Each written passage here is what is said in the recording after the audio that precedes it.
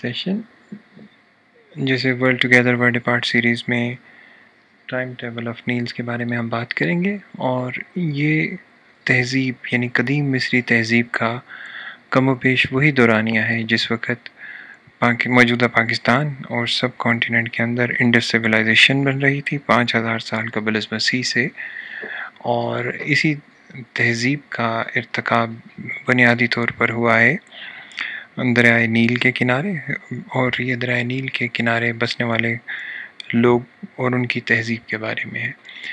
دریائے نیل کی ایک جو تاریخ ہے، اس سے پہلے اس کے مختصر سا تعارف یہ ہے کہ یہ افریقہ کے کم و بیش سب سے پہلا بڑا دریا یا دوسرا دریا سمجھا جاتا ہے۔ اس کا بیسیکلی کنفلکٹ پہلے یا دوسرے نمبر پہ آنے کی وجہ ایمیزون ریور ہے، اور اس دریا کا آغاز ایتھوپیا سے اور ایک آغاز اس کا تنزانیہ سے ہوتا ہے۔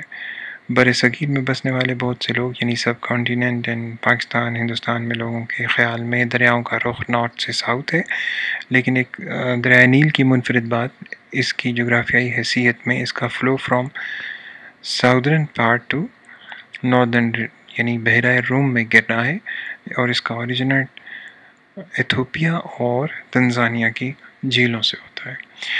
یہ دونوں جھیلیں خرطوم کے مقام پہ جو موجودہ سوڈان کا ایک دارالخلافہ ہے، خیر سوڈان اب 2 حصوں میں تقسیم ہو چکا، لیکن اس کے دارالخلافہ کے پاس ہی ایک جگہ پہ یہ دونوں بلیو اور وائٹ نیل اکٹھے ہوتے ہیں، اور پھر یہ ایک سنگل ٹریبیوٹری مصر میں داخل ہوتی ہے۔ مصر کی جو منفرد بات ہے وہ یہی ہے کہ اس دریا کے ساتھ ساتھ لوگوں نے شروع کے بنی نوع انسان نے بستیاں بنائیں، اور انہوں نے فرٹیلائزیشن کی۔ کس چیز کی فرٹیلائزیشن تھی؟ وہاں پہ گندم عام تھی، اور بہت ساری دالوں کے بارے میں، اور باجرہ، جوار، یہ لوگ ان کی کاشت کرتے تھے، اور یہ کاشت ان کے لیے سب سے زیادہ کلائمیٹ چینج کے حساب سے یہ لوگ زیادہ جانتے تھے کلائمیٹ چینج کو، کیونکہ انہوں نے دریاؤں کا رخ موڑا، اور دریاؤں کے رخ کو موڑنے کی صلاحیت انہوں نے پیدا کی، یعنی فلڈ کنٹرول سسٹمز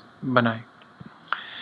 اور ایک وقت ایسا بھی آ گیا کہ یہ ایجپٹ کا بہت بڑا علاقہ تقریباً 3.5 لاکھ جو افراد ہیں ان کو ان جگہوں پہ بسایا گیا۔ سو اس کا مطلب یہ ہے کہ جہاں پہ آبادی بڑی وہاں پہ کانسیپٹ جو ہے کنٹرول کا وہ ایک ریگولیٹڈ پروسیجر کے تحت ہوا۔ تو اس ریگولیٹڈ پروسیجر میں جو کانسیپٹ تھا وہ یہ تھا کہ کچھ دیوی دیوتا ہیں، ان دیوی دیوتاؤں کا ایک پیسو رول ہے، اور ان کا میڈیم آف کمیونیکیشن کنگ ہے، یعنی ایک بادشاہ ہوگا، وہ کمیونیکیٹ کرے گا اس دیوی دیوتا کے فیصلے کو عوام کے اوپر، کہ عوام سے وہ اپنے مطلوبہ نتائج، زرعی اجناس کی پیداوار، ریگولیشن کہ اس جگہ کاشتکاری ہوگی، اس جگہ بند بنا جائے گا، اس جگہ پہ رستہ دیا جائے گا، یہ پورے کر سکے۔ تو ان تمام فیصلوں کے لیے اب جیسے اس وقت آپ یہ جو آپ کے سامنے تصویر ہے، یہ رامسیس II یعنی جس کو قرآن کریم میں فرعون کا نام دیا گیا، یہ اس کی ایک امیج ہے، اور یہ جن قبیلوں کے ساتھ اس کی لڑائی ہوئی وہ نیمبیا کے نام سے مشہور ہوئے۔ نیمبیا کو آپ کیوں سمجھ لیجئے کہ ساؤتھ میں سوڈان کا علاقہ نیمبیا کہلاتا ہے۔ سو مصری تہذیب میں ان بادشاہوں کا ایک مقام تھا کہ یہ گورن کرتے تھے ایک بڑے سارے لینڈ ایریا کو، اور ان کی رولرشپ کو یہ سمجھا جاتا تھا کہ یہ موجودہ یا قبل از وقت زمانے میں موجود کچھ دیوی دیوتاؤں کے احکامات ہیں جو یہ ہمیں پہنچاتے ہیں۔ تو وقت گزرنے کے ساتھ ساتھ یہ کہا گیا کہ یہ کنگز کو بھی ایک ٹرانسلیٹر کی ضرورت ہے، جس کا نام پریسٹ رکھ دیا گیا، اور پھر یہ تہذیبیں اس طرح سے اپنے مرز وجود میں آنا شروع ہوئیں۔ مصر کے سفر سے پہلے اگر آپ کو یہ چھوٹی سی معلومات اس لیے بھی ضروری ہیں کہ ابھی آپ جن 5 چیزوں کے اوپر دیکھ رہے ہیں، اس میں سب سے بڑا اوسیرس، آئسس، سیٹ، ہارس اور نیپتھس ہے۔ اوسیرس کے بارے میں کہا جاتا ہے کہ یہ ایک انڈر ورلڈ کا ڈیوٹی ہے، یعنی ایک انڈر ورلڈ کا ایک چھوٹا سا دیوتا سمجھا گیا کہ جو کسی بھی قسم کی آفت یا کوئی ناراضگی یا وبا پھیلے تو یہ ناراض ہے، تو بادشاہ کہتا تھا کہ اب اس کے لیے ہمیں قربانی دینی پڑے گی کچھ جانوروں کی۔ آئسس کا مطلب تھا کہ یہ اب بہار کی دیوی آ رہی ہے اور اب اس وقت یہاں پہ اب فصلیں اچھی ہوں تو ان کی پیداوار کے لیے ہمیں کچھ خاص قسم کے ریچولز کرنے چاہیے.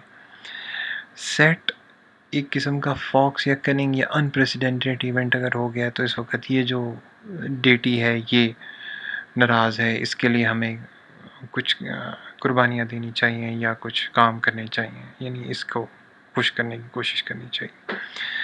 ہارس کا مطلب تھا کہ ایک بریو گاڈ جو ہے وہ ہمیں انسٹرکٹ کر رہا ہے کہ اب ہم کسی جگہ پہ لڑائیاں شروع کریں.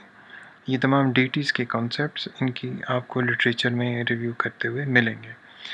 ان تمام ڈیٹیز کے ساتھ یہ سیلف انفلکٹڈ جو کانسیپٹس تھے، ان کانسیپٹس کے ساتھ ساتھ کمیونیکیشن کا ایک میڈیم بنایا گیا. اس کمیونیکیشن کے میڈیم کی آج کی شکل آپ کو پیپر کی شکل میں ملتی ہے. مگر before going into the writing forms of papers there are actually two things کہ ایجپشنز جو تھے وہ دو طریقوں سے کمیونیکیٹ کرتے تھے. ایک یہ کہ انگریو کرتے تھے جس کو ہیروگرفس کہتے ہیں، ہیروگرفس. یہ کسی بھی سیکرڈ انفارمیشن کو انگریو کر کے کھدائی کر کے ریچولز جو ہیں وہ انسٹرکٹ کیے جاتے تھے اور یہ رکھے جاتے تھے. اور ایک ہے demotic style of writing. Demotic style of writing وہی ہے جس طرح سے آج آپ یا میں پیپر پہ کچھ قلم سے تحریر کریں.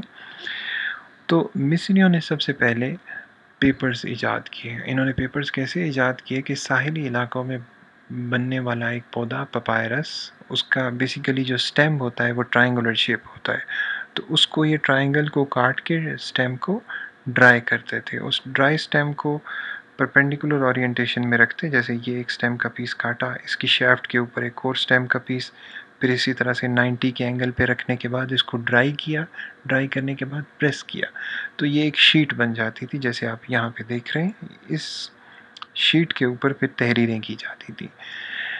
جو ایجپشین کنگز تھے ان کا خیال تھا کہ اس زندگی کے بعد ہماری تاریخ محفوظ ہونا بڑا ایک لازمی جز ہے.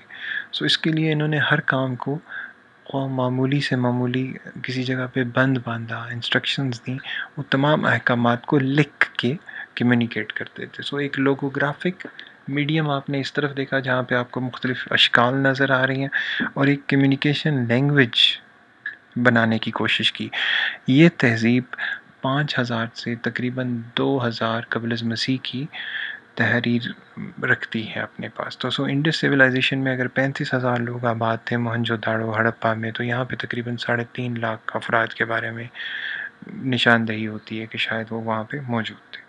سو اس تہذیب نے اپنا ارتقاء اس طرح سے کیا، اور یہ آگے جا کر جو پیرامڈز بنے ہیں اس میں بھی انہوں نے مختلف ساؤدرن سائڈ سے، جو نیمبیا کا علاقہ تھا، سوڈان کا، اس طرف سے غلام منگائے، کچھ جگہوں سے ٹریولنگ کی، ٹریڈنگ کی، اور اس ٹریڈنگ کے بلبوتے پہ انہوں نے اپنے آپ کو ایوالو کیا. لیکن وقت گزرنے کے ساتھ ساتھ جب ان کا ریجن ایکسپینڈ کیا فرام ایجپٹ، جب انہوں نے سوڈان کا علاقہ فتح کیا، اس طرف آئے ایکسٹینشن کی، تو جو گرپ آف دا کنگ ہے یا ایک سینٹرل کمیونٹی ہے اس کی گرپ کمزور ہوگی. اس گرپ کی کمزور ہونے کی وجہ سے جو پیرامڈز ہیں وہ صرف اور صرف کنگز کے نہیں بنے، وہ تمام نوبیل لوگوں نے اپنے اپنے بنانا شروع کر دیے جو اپنے ریجنل ٹیریٹری کے حساب سے ڈومیننس رکھتے تھے. تو یہ ایکسٹینشنز آپ کو مختلف جگہوں پہ ٹائم پیریڈز میں اور ڈفرینٹ ٹائم فریمز میں ملیں گی. Thank you very much. I hope you liked the video. Please do share your comments and subscribe. Thank you.